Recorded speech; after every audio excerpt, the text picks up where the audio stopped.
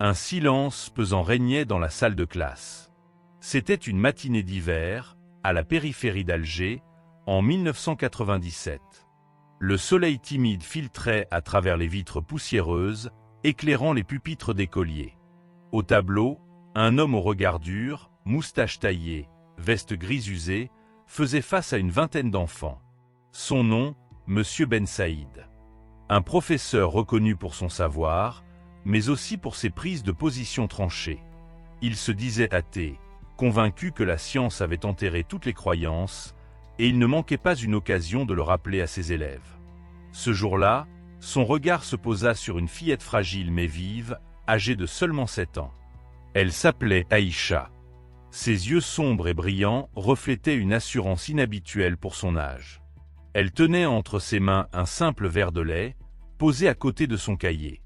Le professeur, avec un sourire ironique, décida de provoquer une confrontation qui allait marquer tous les témoins de cette scène. Avant que l'histoire ne prenne toute son ampleur, installez-vous confortablement. Ce récit est plus qu'un simple souvenir. C'est un rendez-vous avec une vérité divine.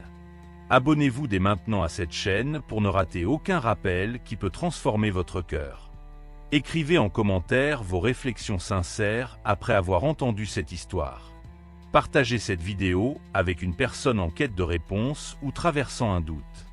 Car ce que vous allez entendre peut changer une vie. C'est dans ce face-à-face improbable, un professeur athée sûr de son savoir, et une fillette de 7 ans armée seulement de son innocence et d'un verre de lait, que va s'écrire une des plus bouleversantes démonstrations de la présence d'Allah. Première partie, le défi du professeur. La classe entière baignait dans une atmosphère de tension.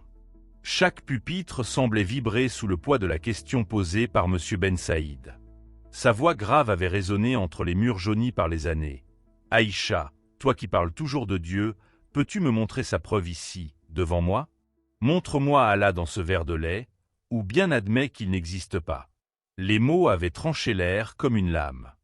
Les enfants, figés, observaient la scène avec une peur mêlée de curiosité. Leurs petites mains s'accrochaient à leurs cahiers comme pour se protéger, et certains baissaient la tête, redoutant d'être la prochaine cible de cette ironie blessante. Mais ce jour-là, c'est une fillette de 7 ans qui devint le centre de toutes les attentions, mise au défi de prouver l'invisible à travers l'évidence. L'ironie dans le sourire du professeur rappelait l'attitude de ceux qui, à travers l'histoire, avaient défié les prophètes en exigeant des preuves visibles, tangibles, comme si le Créateur des cieux et de la terre devait se plier aux caprices des sceptiques. Le Coran rapporte ces paroles arrogantes. Et quand on leur dit « Craignez ce qui est devant vous et ce qui est derrière vous afin que vous ayez la miséricorde », ils se détournent. Et jamais ne leur parvient un signe des signes de leur Seigneur sans qu'ils ne s'en détournent. Sourate Yassine, 36, 45-46. L'attitude du professeur se situait exactement dans cette continuité. La fuite face à l'évidence. L'air dans la salle se fit plus lourd. Certains élèves retenaient leur souffle, d'autres osaient à peine cligner des yeux. Il y avait dans ce moment une intensité qui rappelait la confrontation entre MS et Pharaon, lorsque ce dernier s'écria avec arrogance « Je suis votre Seigneur, le Très-Haut », Sourate en Naziat, 79, 24. Le professeur, bien que beaucoup moins puissant, incarnait dans cet instant la même logique orgueilleuse, l'illusion que le savoir humain suffit à éclipser la foi. Pour Aïcha, ce défi n'était pas seulement une provocation intellectuelle, mais une épreuve de foi semblable à celle des jeunes compagnons du prophète lorsqu'ils étaient raillés par les idolâtres de crèche. Elle sentit ses doigts se resserrer sur son cahier, puis sur ce verre de lait qu'elle avait posé à côté. Ses yeux s'élevèrent, non pas avec peur, mais avec une force mystérieuse qui ne venait pas d'elle. Car Allah promet, certes, nous aidons nos messagers et ceux qui croient, dans la vie présente tout comme le jour où les témoins se lèveront. Sourate Ghafir, 40, 51. Ce duel de regards, entre un professeur qui croyait détenir la logique et une enfant qui n'avait que son innocence et sa foi, n'était pas anodin. Derrière l'apparente simplicité de cette scène se cachait une question universelle, la même qui traverse les siècles. Comment prouver l'existence de Dieu à celui qui a décidé de le nier? Les prophètes ont toujours rappelé que les signes d'Allah ne sont pas cachés, mais qu'ils crient leur vérité à travers chaque détail de la création. N'ont-ils pas vu que nous avons créé pour eux, parmi ce que nos mains ont fait, des bestiaux dont ils sont propriétaires. Sourate Yassine, 36, 71. La salle devint comme un tribunal silencieux. Les pupitres étaient les bancs, les enfants les témoins, le professeur l'accusateur, et la fillette, l'accusé qui devait justifier sa foi. Mais ce que personne ne savait encore, c'est qu'en réalité, ce procès allait se retourner. Car la question posée par le professeur portait déjà en elle sa propre défaite. Demander la preuve d'Allah dans un verre de lait, c'était oublier que chaque molécule de ce lait, chaque battement de cœur de l'enfant qui le tenait, chaque souffle dans cette salle était déjà une preuve éclatante. Allah dit, « N'avons-nous pas fait de la terre une couche, et des montagnes, des pieux ?» Sourate An-Naba, 78, 6-7. L'évidence se trouve partout, mais seuls ceux qui cherchent voient. Le défi venait d'être lancé, et le poids de la salle entière reposait sur les épaules fragiles d'une fillette de 7 ans. Pourtant, à cet instant, Aïcha ne représentait pas seulement elle-même. Elle était le miroir de tous les croyants qui, face au doute et à l'arrogance, doivent trouver la force de rappeler que le monde est une preuve vivante d'Allah. Deuxième partie, la réponse innocente. Le silence qui pesait sur la classe se brisa en un éclat inattendu. La petite Aïcha, sans trembler, leva son verre de lait comme un drapeau blanc, non pas de reddition mais de vérité. Son visage, éclairé par la lumière du matin filtrant à travers la fenêtre poussiéreuse, portait une sérénité déconcertante pour une enfant de 7 ans. Sa voix, claire et posée, s'éleva au-dessus du brouhaha intérieur des élèves. « Monsieur, pouvez-vous voir l'oxygène que vous respirez ? Pourtant, sans lui, vous mourriez en quelques minutes. Pouvez-vous voir votre propre raison, vos pensées ? Pourtant, elles existent et dirigent vos paroles. De la même manière, vous ne voyez pas Allah, mais tout autour de vous témoigne de lui. » Les mots tombèrent comme des pierres dans un lac calme, créant des cercles concentriques dans l'âme de chacun. Les enfants, bouche bée, ne savaient plus où poser leur regard. Certains fixaient le verre de lait, d'autres contemplaient le plafond, comme si les mots de la fillette avaient ouvert un horizon invisible. Même le professeur, habitué à avoir toujours le dernier mot, resta figé, ses lèvres entr'ouvertes sans qu'aucun son en sorte. L'arme de la logique qu'il croyait brandir venait de lui être retirée et retournée avec une simplicité déconcertante. Les paroles d'Aïcha résonnaient avec la sagesse divine du Coran. N'ont-ils donc pas observé le ciel au-dessus d'eux, comme nous l'avons édifié et embelli, sans fissure? Sourate Kahf, 56. Le ciel invisible dans ses profondeurs, mais dont les signes sont manifestes, devenait l'écho de ce qu'elle venait d'énoncer. Tout comme l'air, tout comme la raison, tout comme l'amour dans le cœur d'une mère, invisible à l'œil nu mais indéniablement réel. Dans cette salle de classe poussiéreuse, Aïcha répétait, sans le savoir, la mission des prophètes qui avaient toujours rappelé aux hommes que la foi n'est pas l'aveuglement, mais la capacité de reconnaître ce que nos yeux ne voient pas mais que nos cœurs savent. Allah dit, et dans la création de vous-même, ainsi que dans les animaux qu'ils disséminent, il y a des signes pour des gens qui croient avec certitude. Sourate Al-Jathiya, 45, 4. Cette fillette, par sa réponse, démontrait que même une âme pure et innocente pouvait être dépositaire de cette certitude que les sceptiques refusent d'admettre. Le lait qu'elle tenait devenait une parabole vivante. Blanc, pur, nourrissant, il rappelait la miséricorde d'Allah, lui qui a dit « Et dans les bestiaux il y a pour vous un enseignement. Nous vous abreuvons de ce qui est dans leur ventre, un produit pur, délicieux pour ceux qui en boivent. » Sourate An-Nahl, 16, 66. Ce liquide, que même les plus grands scientifiques seraient incapables de créer à partir de rien, était sous les yeux de tous. Une substance miraculeuse, tirée de l'herbe grossière transformée par un animal en nectar vital, devenait la preuve irréfutable de l'ordre divin. Le professeur, lui, se retrouva acculé dans un silence pesant. Ce n'était pas l'argumentation d'un philosophe aguerri, ni la plume d'un théologien, mais la sincérité d'une enfant qui, par sa foi inébranlable, venait de fissurer les murailles de son scepticisme. Cette scène rappelait la parole du prophète Muhammad, dite « Je crois en Allah », puis restez droit, Sahih Muslim. C'est exactement ce qu'elle venait de faire, d'une voix douce mais ferme, témoignant de l'existence d'Allah dans l'évidence de ce que l'on ne voit pas. Et à cet instant, le contraste devenait éclatant. Un homme adulte, formé, érudit mais enfermé dans son déni, et une fillette sans prétention, mais guidée par la lumière de la foi. La classe entière se rendit compte que la vérité n'a pas besoin d'être bruyante pour être écrasante. Elle se déploie dans la simplicité, dans l'évidence, dans un simple souffle ou dans un verre de lait. Troisième partie, le silence de la raison. Le professeur se redressa, cherchant à reprendre le contrôle de la situation. Ses lèvres s'étirèrent dans un sourire forcé, mais ses yeux trahissaient une hésitation nouvelle. Sa voix, d'ordinaire ferme et assurée, vibra d'un léger tremblement. Mais ce verre de lait, c'est la vache qui l'a produit, pas Dieu. L'argument, répété comme une échappatoire, sembla se heurter à l'air dense de la salle.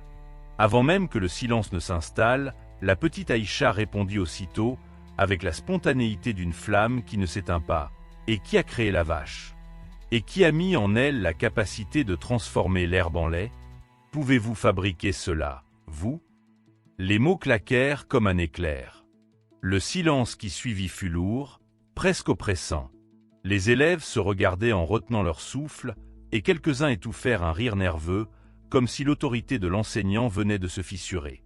Le professeur, acculé, sentait ses arguments s'effondrer sous la simplicité d'une logique implacable. Lui qui se croyait maître des raisonnements se retrouvait désarmé par la clarté d'une enfant. Allah dit, et il vous a donné des bestiaux. Vous en tirez des vêtements chauds, ainsi que beaucoup d'avantages, et vous en mangez aussi. Sourate An-Nahl, 16h05. Les paroles de la fillette n'étaient pas une invention, mais l'écho vivant de ce que le Coran proclamait depuis des siècles. Cette scène rappelait avec force le duel entre Hermès et les magiciens de Pharaon. Ceux-ci étaient venus, confiants, armés de leurs illusions. Mais face à la vérité, leurs cordes et leurs bâtons devinrent poussière. Leurs artifices furent avalés par le signe divin, et eux-mêmes, témoins de l'évidence, tombèrent prosternés. Allah rapporte, alors les magiciens tombèrent prosternés, disant « Nous croyons au Seigneur de l'univers, au Seigneur de Hermès et de HRN. » Sourate Al-Araf, 7, 120-122. De la même manière, le professeur, fort de son savoir académique, voyait ses arguments fondre devant l'innocence et la lumière d'une enfant. Aïcha, avec sa voix pure, avait touché un point que même les philosophes redoutent, l'origine. Tout ce que l'homme croit produire n'est qu'une transformation de ce qu'Allah a déjà créé. Le lait n'est pas un produit du hasard. Il est le fruit d'un processus mystérieux qu'aucune main humaine n'a dessiné. Allah rappelle, et dans les bestiaux, il y a pour vous une leçon. Deuxième partie, la réponse innocente. Le silence qui pesait sur la classe se brisa en un éclat inattendu. La petite Aïcha, sans trembler, leva son verre de lait comme un drapeau blanc, non pas de reddition mais de vérité. Son visage, éclairé par la lumière du matin filtrant à travers la fenêtre poussiéreuse, portait une sérénité déconcertante pour une enfant de 7 ans. Sa voix, claire et posée, s'éleva au-dessus du brouhaha intérieur des élèves. « Monsieur, pouvez-vous voir l'oxygène que vous respirez? Pourtant, sans lui, vous mourriez en quelques minutes. Pouvez-vous voir votre propre raison, vos pensées? Pourtant, elles existent et dirigent vos paroles. De la même manière, vous ne voyez pas Allah, mais tout autour de vous témoigne de lui. » Les mots tombèrent comme des pierres dans un lac calme, créant des cercles concentriques dans l'âme de chacun. Les enfants, bouche bée, ne savaient plus où poser leur regard. Certains fixaient le verre de lait, d'autres contemplaient le plafond, comme si les mots de la fillette avaient ouvert un horizon invisible. Même le professeur, habitué à avoir toujours le dernier mot, resta figé, ses lèvres entr'ouvertes sans qu'aucun son en sorte. L'arme de la logique qu'il croyait brandir venait de lui être retirée et retournée avec une simplicité déconcertante. Les paroles d'Aïcha résonnaient avec la sagesse divine du Coran. N'ont-ils donc pas observé le ciel au-dessus d'eux, comme nous l'avons édifié et embelli, sans fissure? Sourate Kahf, 56. Le ciel invisible dans ses profondeurs, mais dont les signes sont manifestes, devenait l'écho de ce qu'elle venait d'énoncer. Tout comme l'air, tout comme la raison, tout comme l'amour dans le cœur d'une mère. invisible à l'œil nu mais indéniablement réelle.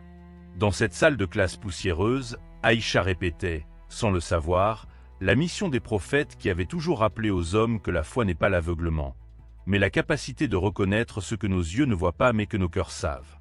Allah dit, et dans la création de vous-même, ainsi que dans les animaux qu'il dissémine, il y a des signes pour des gens qui croient avec certitude. Sourate Al-Jathiya, 45, 4. Cette fillette, par sa réponse, démontrait que même une âme pure et innocente pouvait être dépositaire de cette certitude que les sceptiques refusent d'admettre. Le lait qu'elle tenait devenait une parabole vivante. Blanc, pur, nourrissant, il rappelait la miséricorde d'Allah, lui qui a dit « Et dans les bestiaux il y a pour vous un enseignement. Nous vous abreuvons de ce qui est dans leur ventre, un produit pur, délicieux pour ceux qui en boivent. » Sourate An-Nahl, 16, 66. Ce liquide, que même les plus grands scientifiques seraient incapables de créer à partir de rien, était sous les yeux de tous. Une substance miraculeuse, tirée de l'herbe grossière transformée par un animal en nectar vital, devenait la preuve irréfutable de l'ordre divin. Le professeur, lui, se retrouva acculé dans un silence pesant. Ce n'était pas l'argumentation d'un philosophe aguerri, ni la plume d'un théologien, mais la sincérité d'une enfant qui, par sa foi inébranlable, venait de fissurer les murailles de son scepticisme. Cette scène rappelait la parole du prophète Muhammad, dite « Je crois en Allah », puis restez droit, Sahih Muslim. C'est exactement ce qu'elle venait de faire, d'une voix douce mais ferme, témoignant de l'existence d'Allah dans l'évidence de ce que l'on ne voit pas. Et à cet instant, le contraste devenait éclatant. Un homme adulte, formé, érudit mais enfermé dans son déni, et une fillette sans prétention, mais guidée par la lumière de la foi. La classe entière se rendit compte que la vérité n'a pas besoin d'être bruyante pour être écrasante. Elle se déploie dans la simplicité, dans l'évidence, dans un simple souffle ou dans un verre de lait. Troisième partie, le silence de la raison. Le professeur se redressa, cherchant à reprendre le contrôle de la situation. Ses lèvres s'étirèrent dans un sourire forcé, mais ses yeux trahissaient une hésitation nouvelle. Sa voix, d'ordinaire ferme et assurée, vibra d'un léger tremblement. Mais ce verre de lait, c'est la vache qui l'a produit, pas Dieu. L'argument, répété comme une échappatoire, sembla se heurter à l'air dense de la salle.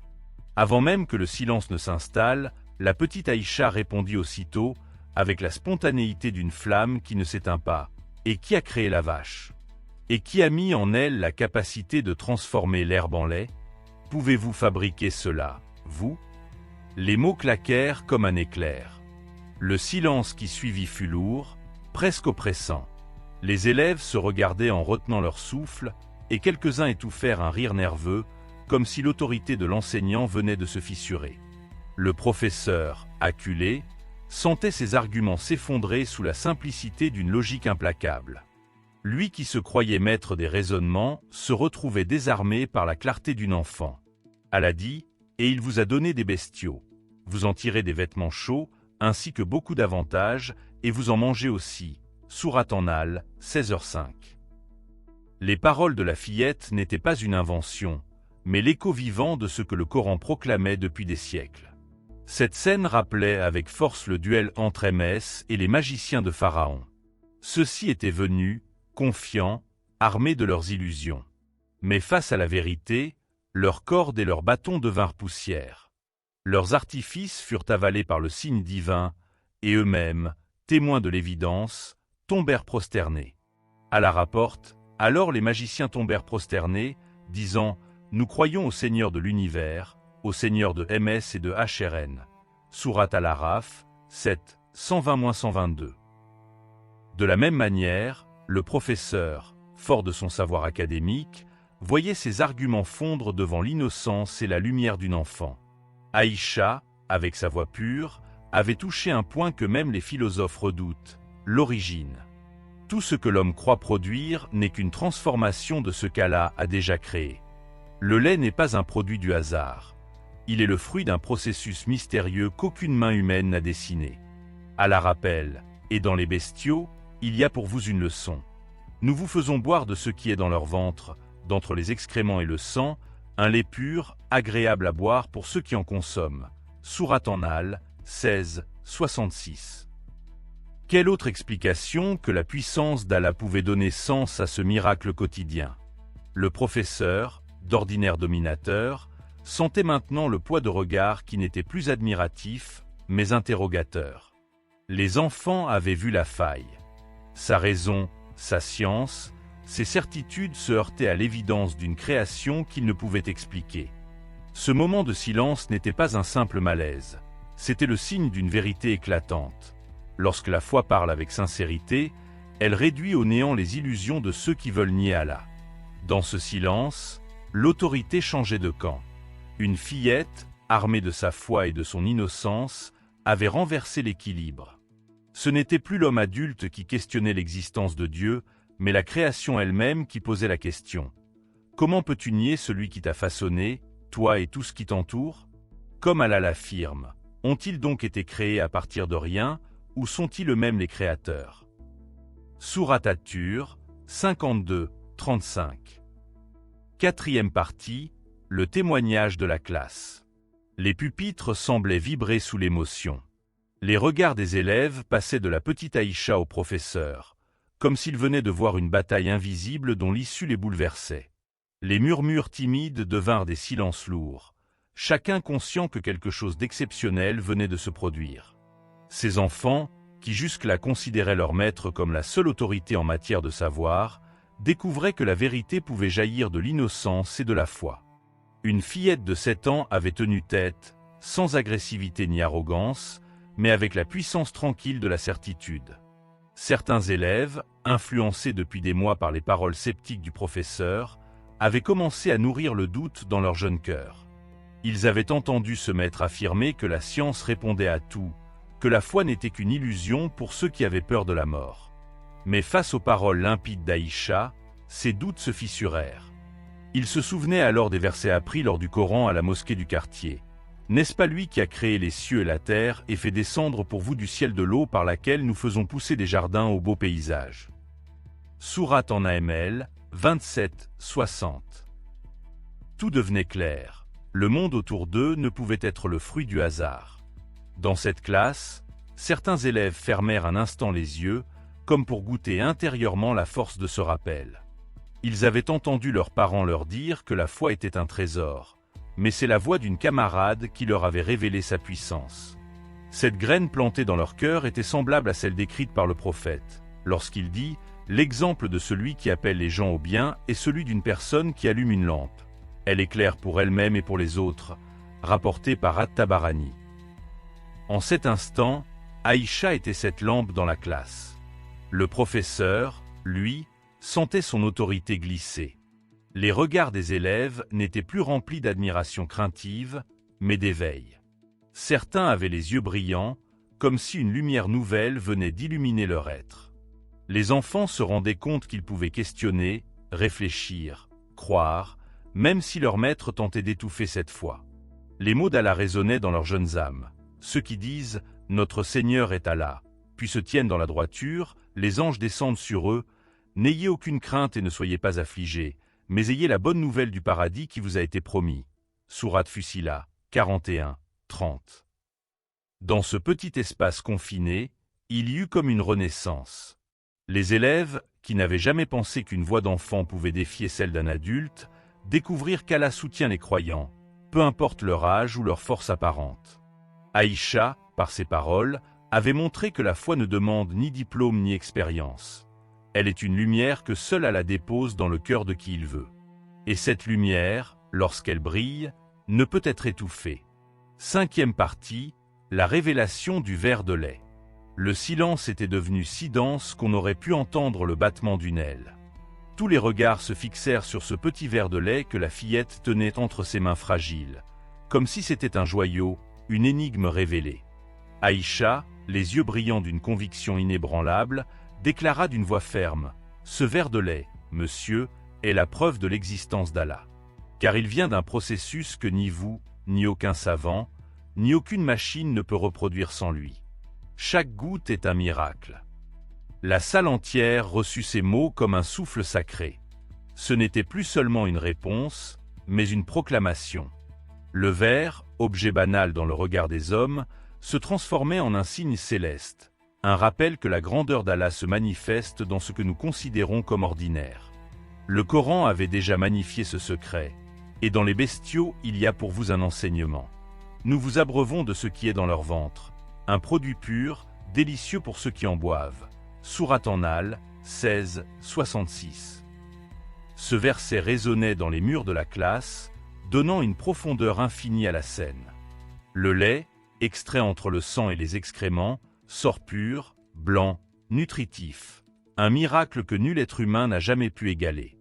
Le professeur, réduit au silence, sentit son argumentation s'écrouler comme un château de sable face à une vague. Car la réalité de ce lait était devant ses yeux, et l'explication humaine, froide et scientifique, ne pouvait rendre compte de sa perfection.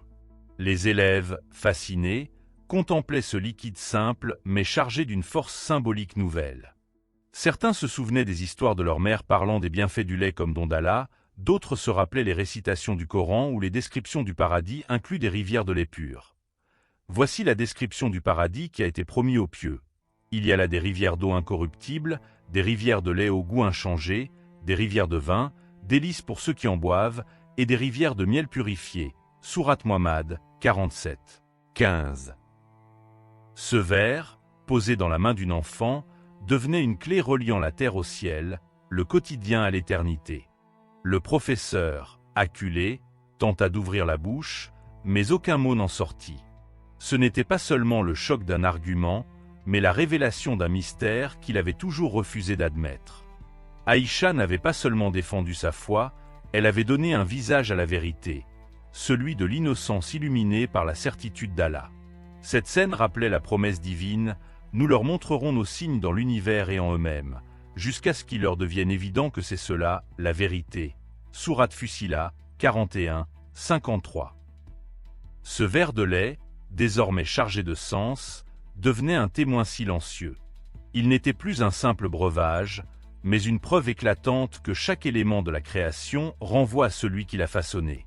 Les élèves comprirent alors que la grandeur d'Allah ne résidait pas uniquement dans les miracles spectaculaires, mais aussi dans la beauté discrète des choses simples.